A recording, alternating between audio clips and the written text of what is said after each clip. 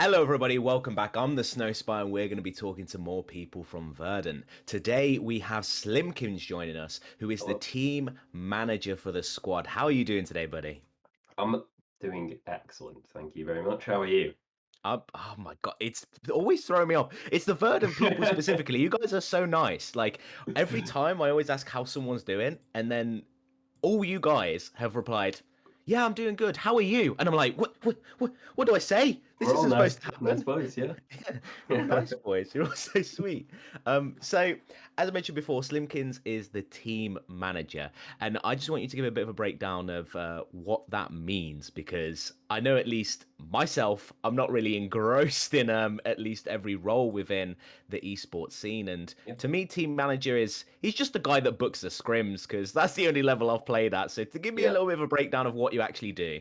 I'm sure if you asked for me, he'd probably say that that's all I do as well. But no, so team manager's role is not just booking scrims, but it's building the roster, making sure that you have players on the team that are going to work well together. But also, managers generally handle staffing, so coaching staff, bringing in those guys and making sure they are going to work well with the team that you're trying to do and the vision that you're trying to achieve. So it's a lot of recruitment. And then once that job is done, it's making sure those lads all still want to play together and booking scrims. Booking scrims, that's the big one. That's what Yeah, that's what we know you for. that's it. Yeah, booking scrims. Amazing. And you've pretty much been with Verdant from the beginning when Yeah. when it was first formed. And that was when you guys were looking to get into UKEL when that was a thing. So then since then it's all shifted around. It's become Division 2. You've had to go through the NLC Open qualifier, and that's all in the space of like 6 really short months. And how Yeah. do you look back on that process of like the mad scramble to get players to then now getting a new roster and finally being in this position you're in now? Yeah, to be honest, it's been the most hectic 6 months in my career anyway. Although my career is slightly different before this point of coming to Verdant. So this has been my first hands-on actual team. This is my project kind of thing. So the difference in building a roster for UKL and the level of players that you're looking at, not to say that any of the players we were looking at on that roster are bad or anything, just Mm. that it's an entirely different world, right? You're looking at an ERL2 effectively, NLC second division. So I've had to build three rosters in the last 6 months, which is I think like unheard of before. So it's been insane for me going from the UKEL roster who unfortunately never actually got to play a game to then go in to that qualifier roster with some insanely talented players again, and then to look to have to try and even upgrade on that team is has been a real swift and steep learning curve for me. As I say, with it being my first sort of actual hands-on project. Yeah. So the difference has been striking in the last 6 months, and I think it's been a crazy off season for everyone. And Um, you spoke about how this is your first hands-on project. What did you yeah. do before you got to this point with Verdant? Well, previously I was with Barrage, so I was there for well since Jeff obviously took it over. Mm. But in that role, I was kind of doing everything. I didn't just work with a single set team. I never had one team that I worked with throughout a season or whatever. Mm. It was more I brought in different players again, talent acquisition, but it was more player based than team based, and then working with those individual players and um, generally not for longer than a split if that it was more introductory and then bring them in and then they work with those representative team managers. Mm. Oh, so a lot of kind of passing along, whereas now the Yeah, project is yours. yeah. Um, and is that something that kind of so you've stayed with Verdant since that open qualifier, and you're obviously going into this split again as the team manager. Is that something that attracted you to the role, that hands-on effect, or was it something else? I think, to be honest, after Barrage, I wasn't really sure what I wanted to do. I knew I wanted to stay around, and confident that League was the place for me to do that at the time. And then after I Mm. have worked with Sam, the owner, for 6 months now, I didn't really think about even looking to go anywhere else. Like I wanted this to stay on this project. I think the org and my own personal beliefs tie in quite nicely together as well. So it's easy, it's always easier to represent a brand that you actually care about. It's Mm, easier to sell a product if you actually like that product. So I think, yeah, my own personal beliefs and the brand's nature, ironically, pun not intended, but the talking about climate change and conservation and stuff like that, like that's what I wanted to do anyway. And if I can mm. bring that together, my hobby and my passion and my job, then that's perfect, really, isn't it? So Yeah, yeah.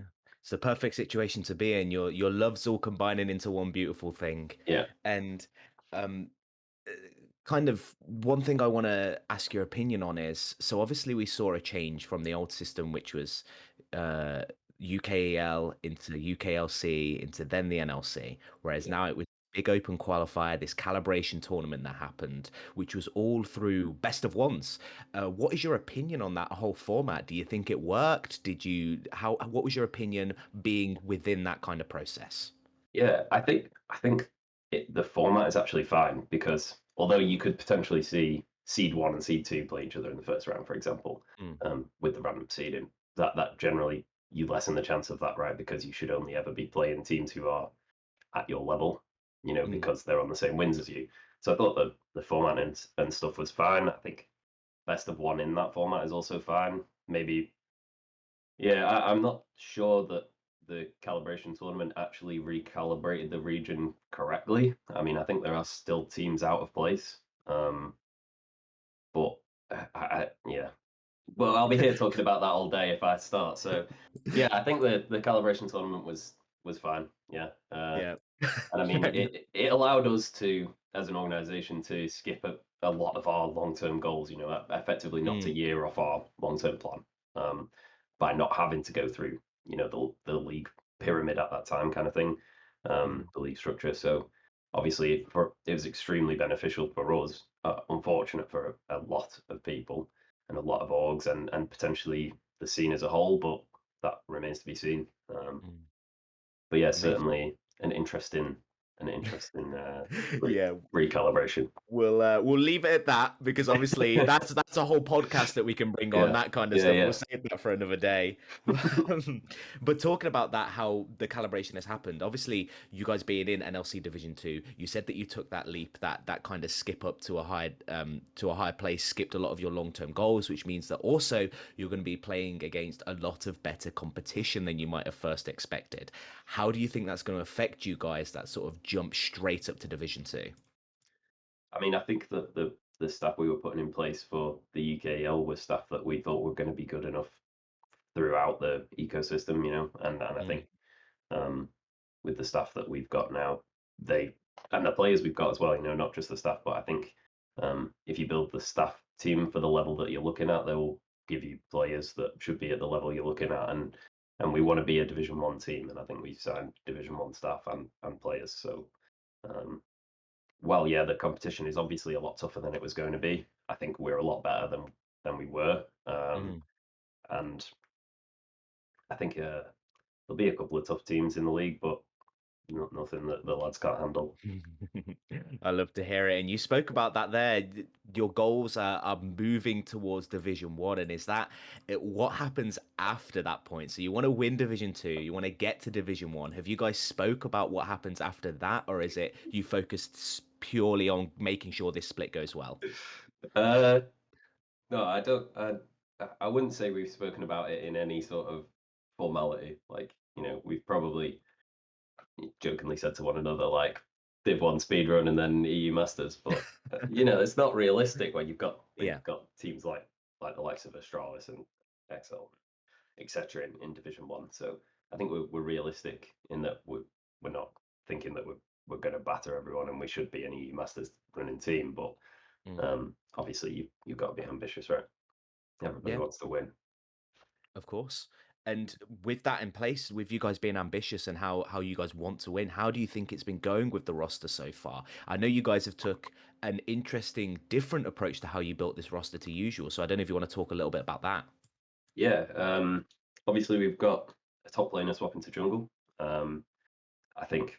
is an interesting one. But I think generally with role swaps, we have a bit more safety because of the spring split and summer split. You know, both the splits are worth points. It's going to be the same ecosystem as prime, right? So Mm, spring split allows you that little bit more room for error, and so I think bringing in players that we have and relocating them and roll with one role swapping, it's obviously brings its own challenges alongside that. But I think if there's ever a time to do it, then spring split is the one, right? Because you have that yeah, margin for error that you don't in summer, for example.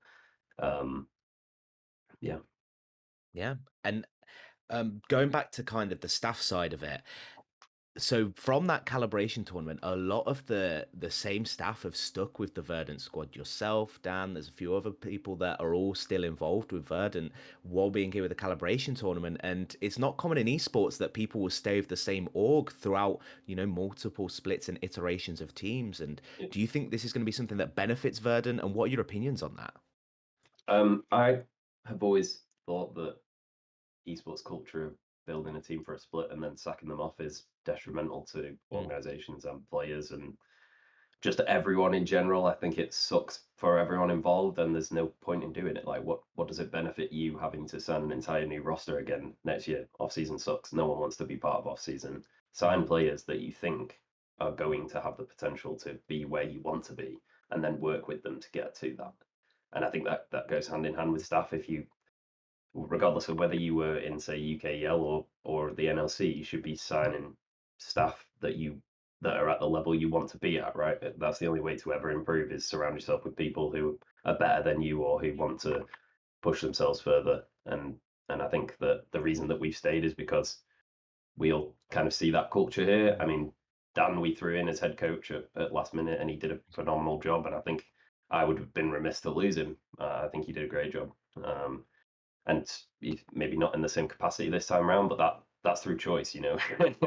we yeah. we kind of forced the head coach role upon him, and he did an excellent job. And now we can continue doing an excellent job in a role that he feels more comfortable in. So I think that the reason that we've stuck around, myself and Dan included, not that I want to speak for him, is that we think it's a good place to be, and we see the potential in not only ourselves but the organisation and the players. So Mm. it's an easy choice to stay when you like what you're doing, right? Yeah, of course. And you have spoke about kind of the goals of the team overall. Talk to me about what your goals are. What are you personally looking to get out of these next few splits? Uh, yeah, I think that kind of goes with, well, as I said before, it being my first real project is because you know, if I go and stick an LFT post out and I've done nothing, then who's going to pick me up? No one, right? So I mean, Mm, I I think it would be a success on my part to have taken this team from a UKL potentially org to the NLC. So mm, um, and not to say that the personal reason is better my own career kind of thing, but I obviously think I want to be successful, and I think you have to build a team that is going to be successful in order for them to share their light kind of thing. I want the players to be the best and to go on that journey with them. So yeah, I think amazing. my personal goals are win the league, Yeah. win the Fair league. enough. Win the league and be the best you can be. I love to hear it. Yeah, yeah, And so we've chatted a lot about league. Let's talk a little bit about outside the league. So what is day-to-day life like for you, Slimkins? What do you do outside of the League of Legends kind of world? yeah. So I actually work in, oh man, it's the most boring job. Like I work in decontamination. So Oh, I sterilize dental instruments. It's super boring. Yeah. I fair don't. enough. Yeah. Fair enough. I mean, See, I talk to people in real life about my esports stuff, and they're like, "Yeah, sounds so cool," and then I'm like, "Yeah, but I also do this boring ass job like elsewhere." then you So then you have to tell the esports people about the about the yeah, and they're day-to-day like, job. "Oh, that sounds awful." Yeah. I mean, you never know. It might be cool to some people. I don't envy you. I'll say that much. But Yeah.